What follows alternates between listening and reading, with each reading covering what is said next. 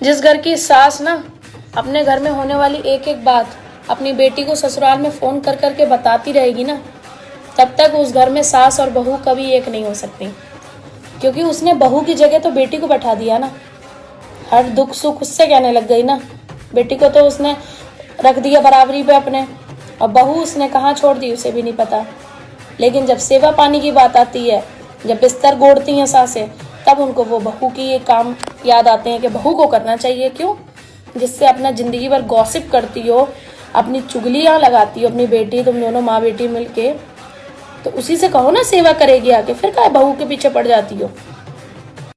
जिस घर की सास ना अपने घर में होने वाली एक एक बात अपनी बेटी को ससुराल में फोन कर करके बताती रहेगी ना, तब तक उस घर में सास और बहू कभी एक नहीं हो सकती। क्योंकि उसने बहू की जगह तो बेटी को बैठा दिया ना। हर दुख सुख उससे कहने लग गई ना। बेटी को तो उसने रख दिया बराबरी पे अपने, और बहू उसने कहाँ छोड़ दी उसे भी नहीं पता। लेकिन जब सेवा पानी की बात आती है, जब बिस्तर गोड़ती हैं सासें, तब उनको वो बहू की ये काम याद आते हैं कि बहू को करना चाहिए। क्यों? जिससे अपना जिंदगी भर गॉसिप करती हो, अपनी चुगलियाँ लगाती हो अपनी बेटी, तुम दोनों माँ बेटी मिलके, तो उसी से कहो ना सेवा करेगी आके, फिर क्या बहू के पीछे पड़ जाती हो।